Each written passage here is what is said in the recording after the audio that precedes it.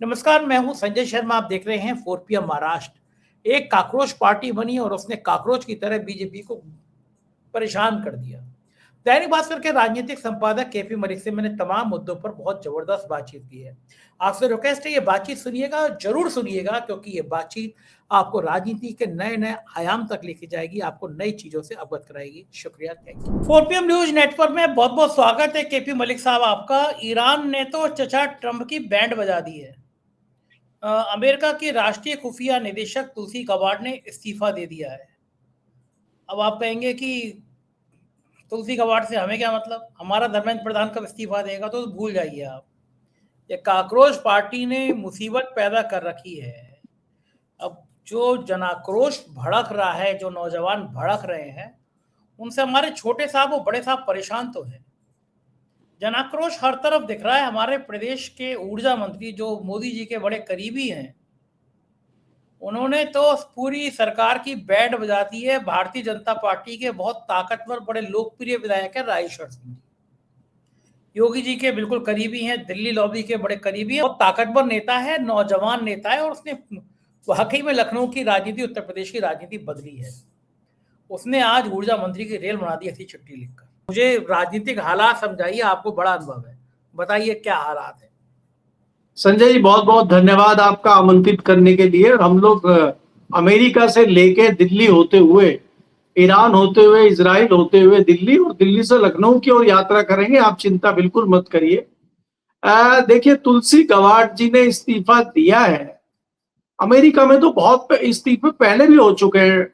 Trump के सलाहकारों के, ट्रंप की टीम के कई लोगों के इस्तीफे हो गए हैं, और इसमें कोई दो राय नहीं है। ये आप भी मानते हैं कि आज अमेरिका बैकफुट पे है।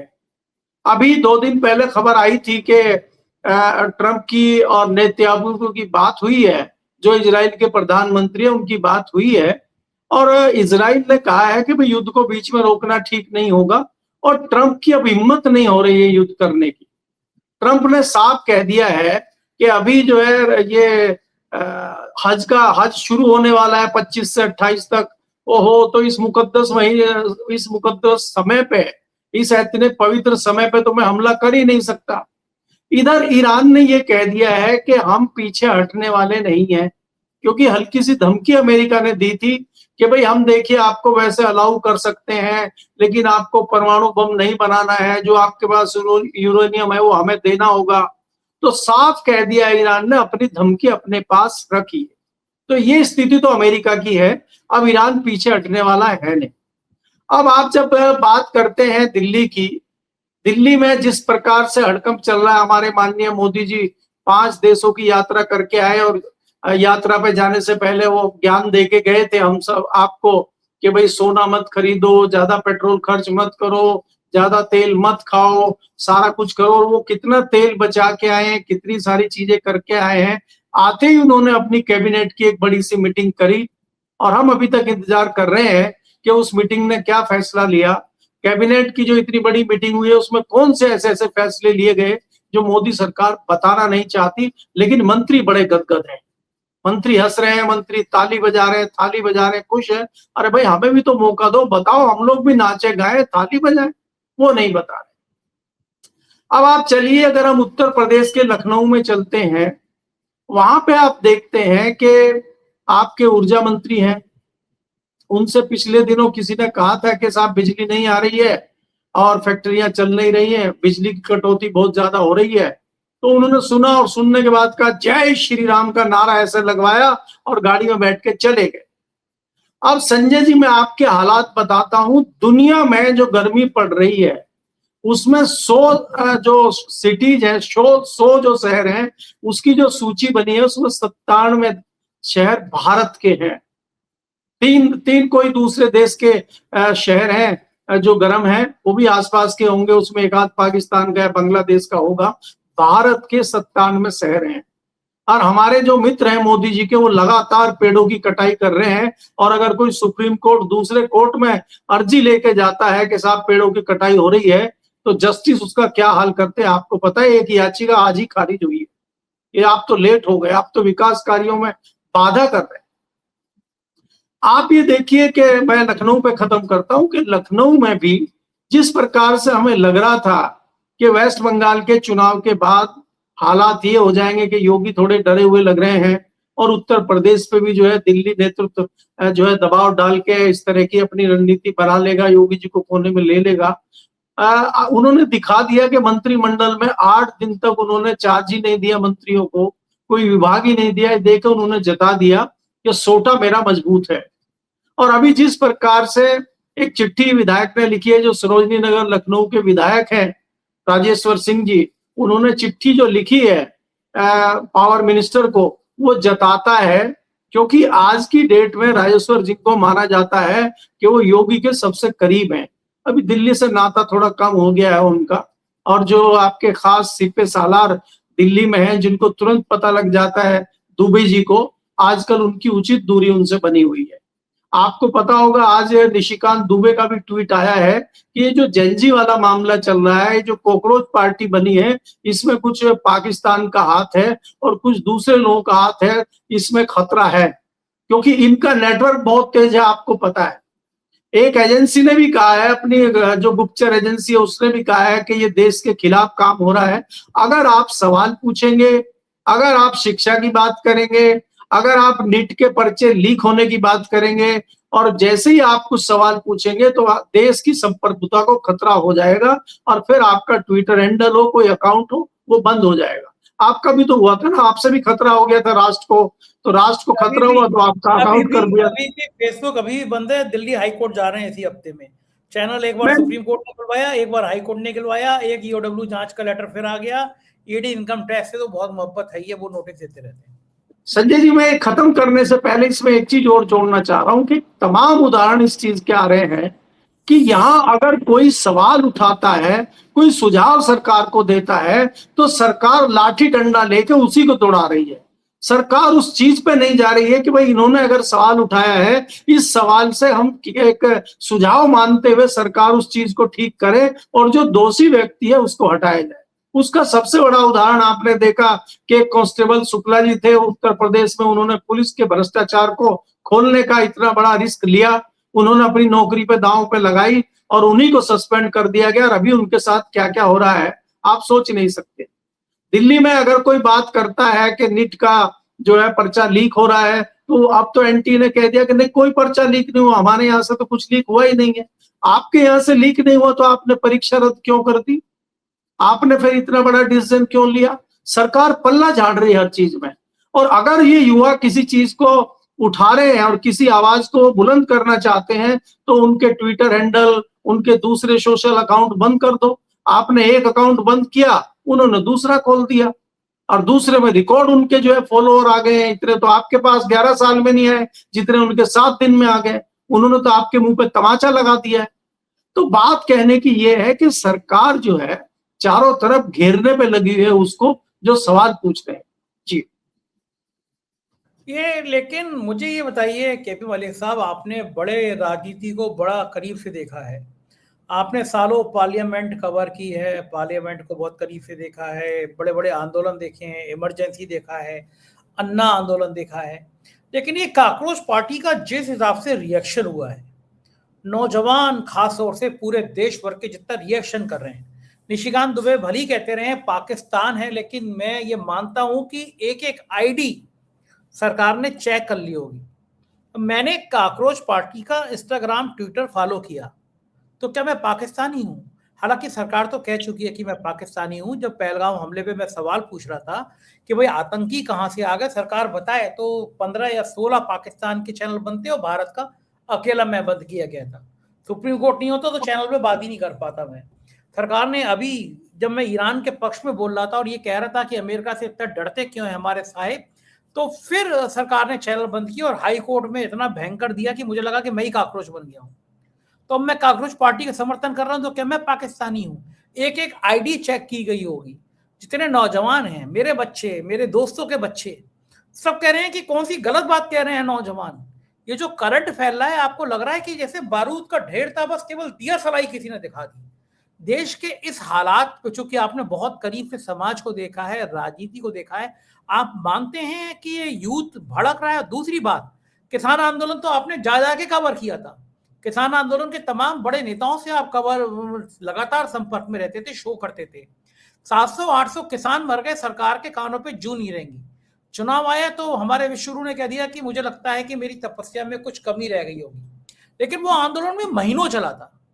ये हफ्ते भर में जो रिएक्शन हुआ, क्या ये बहुत खतरनाक संकेत दे रहा है? क्योंकि महंगाई बढ़ रही है, पेट्रोल डीजल 4 रुपए बढ़ चुका, खाने का तेल, सब्जी, रोटी सब महंगी हो रही है, मध्यम वर्ग की कमर टूट गई, बेरोजगार परेशान है। आपको लग रहा है कि देश एक खतरनाक मोड़ की तरफ जाता हुआ नजर आ रहा है, और ये काकरोच पार्टी का रिएक्शन इतनी जल्दी वायरल होना क्या संकेत देता है?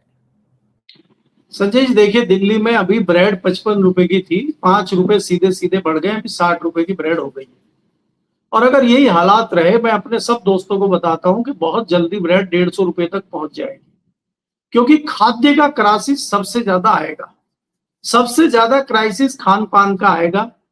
आप ये देखिए, मैं थोड़ा हटके जवाब दे रहा हूं जो आपने सवाल पूछा था। उसका कारण ये है कि जो गेहूं उगाने वाले दुनिया के सबसे बड़े 5-6 देश हैं, उनमें भारत, अमेरिका, चीन, यूक्रेन, सब कहीं ना कहीं युद्ध की चपेट में है और कहीं ना कहीं तनाव की स्थिति है। और यहाँ पे वैसे भी गेहूं की फसल बहुत कम हुई है, गेहूं का उत्पादन बहुत कम हुआ है। तो आने वाले समय में आपको गेहूं की कमी दिखाई देगी। और अगर जो भी हम खाते हैं, चाहे वो ब्रेड हो, चाहे वो दूसरी चीजें हो, सबसे ज्यादा प्रयोग गेहूं का होता है। इस स्थिति को भी आपको भुगतना पड़ेगा आने वाले समय। अब आप जो बात कर रहे हैं कि जिस प्रकार से चाहे वो कॉकरोच पार्टी की बात हो, चाहे वो युवाओं के गुस्से की बात हो, संजय जी मैं ये देख रहा हूं, अगर मैं लार्ज स्केल पे देखूं, आपने पार्लियामेंट का भी जिक्र किया है, चाहे किसानों का मामला हो, चाहे दूसरे लोगों का मामला हो, जो भारतीय जनता पार्टी की कार्य प्रणाली को देख रहे हैं, 3 प्रकार का गुस्सा लोगों के अंदर है। जिस प्रकार से अभी अभी ताजा ताजा भारतीय जनता पार्टी ने बंगाल में जिस प्रकार से चुनाव जीता है, जो थोड़े से भी पढ़े लिखे लोग हैं, थोड़े से भी सोचने समझने वाले लोग हैं, वो बड़े चिंतित हैं कि किस प्रकार से आपने संस्थाओं पे कब्जा कर लिया है, किस प्रकार से आपने सिस्टम पे कब्जा कर लिया है, और जिस प्रकार से सिस्टम काम कर रहा है, कहीं ना कहीं एक उदासीनता उन लोगों के बीच में है और कहीं ना कहीं एक गुस्सा उन लोगों के बीच में है। दूसरी जो घटना हुई है युवाओं को लेके, वो आपने देखा कि नीट का पर्चा जिस तरह से लीक हुआ और सरकार की कान पे जूं नहीं रेंग रही है। सरकार खाली पल्ला झाड़ना, जिसको कहते हैं, कमेटी बना के पल्ला झाड़ दिया और कह दिया इसमें एनटीए की कोई गलती नहीं। तीसरी चीज जो उस पे सोने पे सुहागा हुआ है या जख्मों पे नमक छिड़कने का काम किया है, वो चीफ जस्टिस ऑफ इंडिया ने किया कि आप उनकी कोई गलती नहीं है, आप उनको रोजगार नहीं दे रहे हैं और उल्टा आप उनको चिढ़ाने का काम कर रहे हैं, आप उनके जख्मों पर नमक छिड़कने का काम कर रहे हैं। ये किसने कहा था कि हर साल 2 करोड़ रोजगार देंगे? ये किसने कहा था कि अगर हम सत्ता में आएंगे तो 15-15 लाख तो यूं ही लोगों को मिल जाएगा? ये किसने कहा था कि हम सत्ता में आएंगे काला धन लाएंगे? ये किसने कहा था कि अगर हम सत्ता में आएंगे तो पेट्रोल 35 रुपए लीटर हो जाएगा? ये किसने कहा? और क्या हुई कोई चीज? तो कहीं ना कहीं युवाओं के बीच में जो ये गुस्सा है, वो गुस्सा निकालने का मौका उन लोगों को नहीं मिल रहा था और वो इन्होंने इस तरीके से निकाला है। संजय जी, मैं नहीं मानता हूं कि ये पॉलिटिकल पार्टी बन चुकी है, कल को ये चुनाव में उतरेगी और कल को ये भारतीय जनता पार्टी या किसी भी सत्ताधारी दल को हरा के काबिज हो जाएगी। भारत में इतना आसान नहीं है। आपको ये देखना होगा कि भारतीय जनता पार्टी लगभग 2 दर्जन से ज्यादा राज्यों में सरकार चला रही है, उसका इतना बड़ा तामझाम है, लेकिन वो एक सोशल मीडिया पे कुछ लोगों के समूह से इतना घबरा गई है, इतना डर गई है कि तमाम जो है षड्यंत्र कर रही है। तो ये डर जताता है कि भारतीय जनता पार्टी और उसके नेता बुरी तरह से डरे हुए हैं, इसीलिए वो तरह तरह के आरोप लगा रहे हैं। एक जनाब बग्गा साहब है भारतीय जनता पार्टी के, वो भी बड़े विद्वान है, उन्होंने पूरा आंकड़ा डाल दिया है उस पर, और उसने कहा कि इसमें जो ये लगभग 2 करोड़ से भी ज्यादा जो उनके फॉलोअर हैं, इसमें लगभग 50% पाकिस्तान के। देखिए पाकिस्तान टेक्नोलॉजी में हमसे कितना आगे है, ये हमें देखना होगा। बाद में जब जांच पड़ताल की गई और हमने भी कई लोगों से पूछा, उन्होंने कहा कि 94.7% भारत के लोग हैं और 1% जो है उसमें अमेरिका के लोग हैं।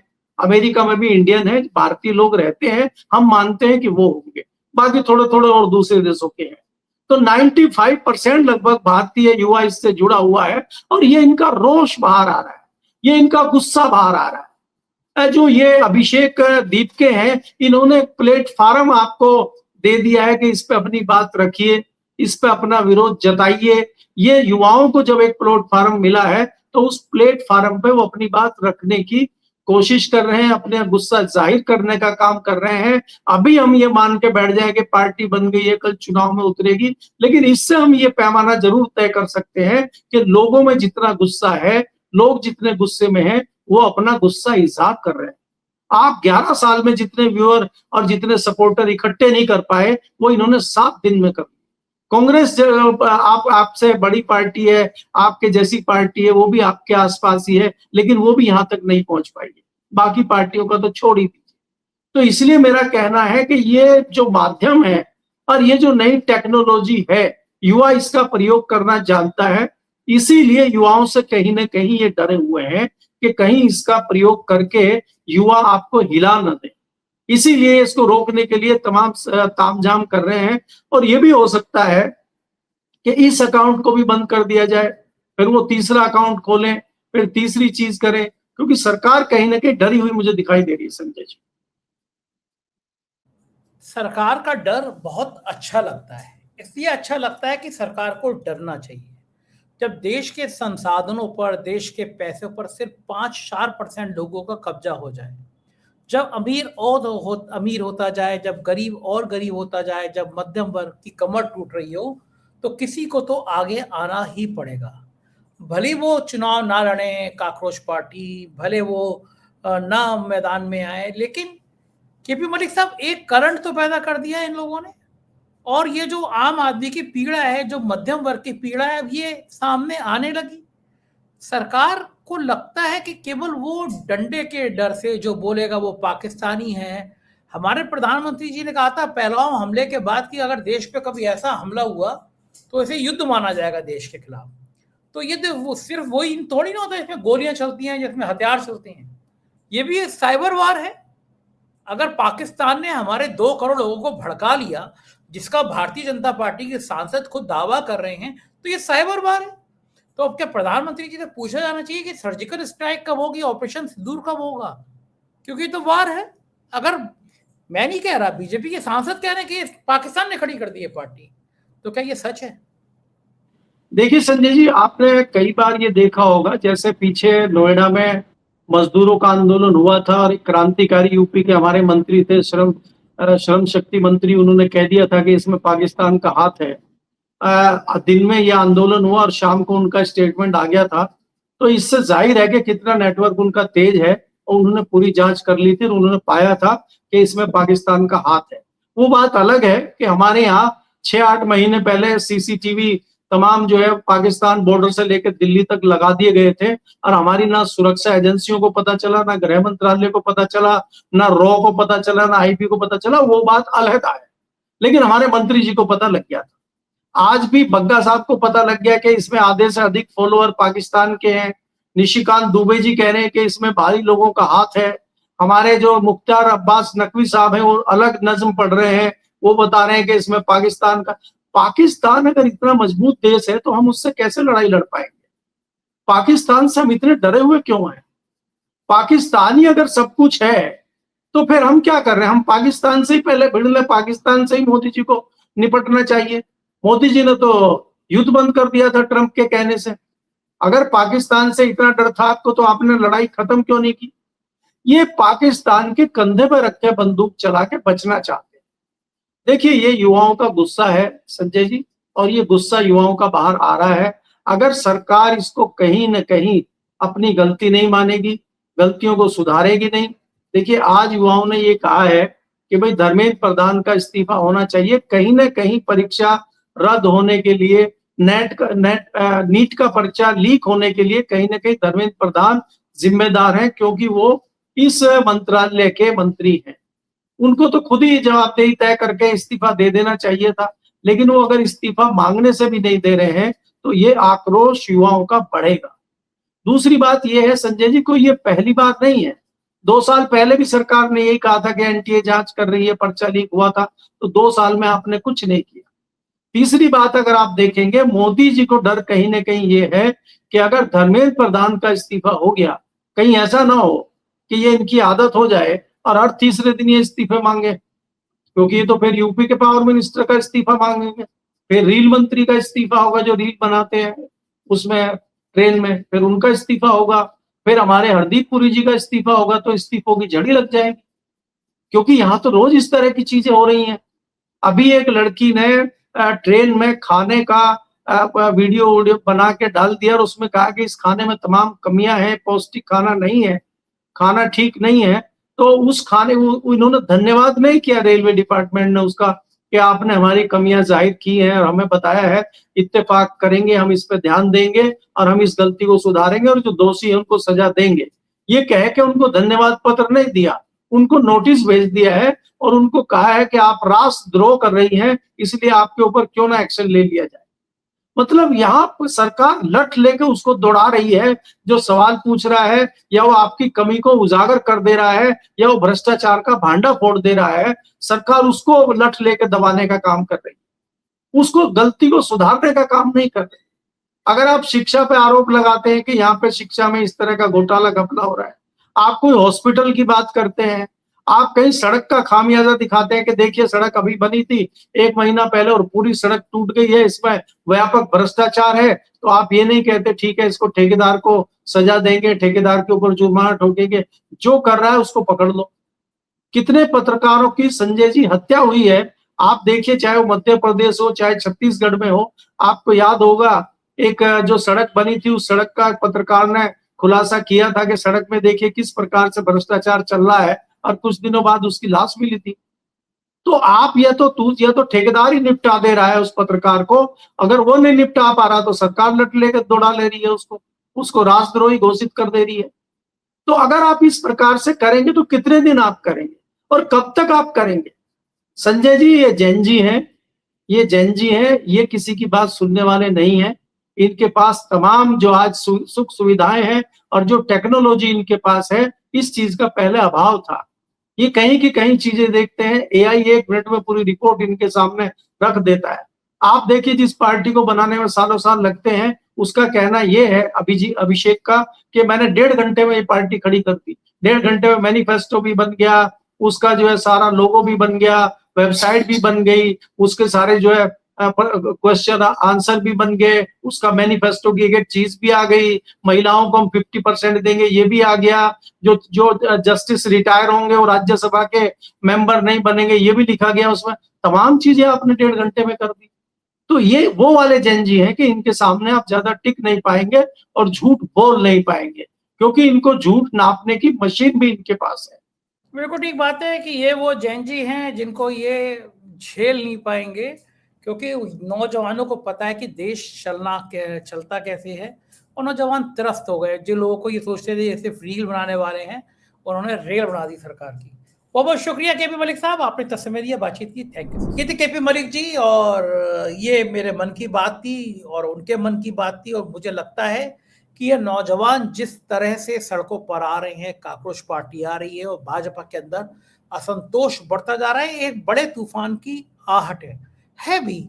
जिस देश में इस हद तक बेरोजगारी बढ़ रही हो, मध्यम वर्ग परेशान हो, उस देश में ये सब होना आम बात है। और मुझे लगता है कि नौजवान क्रांति की एक नई कहानी लिख रहे हैं जो सरकार को बहुत परेशानी कर सकती है। आप क्या सोचते हैं बताइएगा जरूर। शुक्रिया, थैंक यू।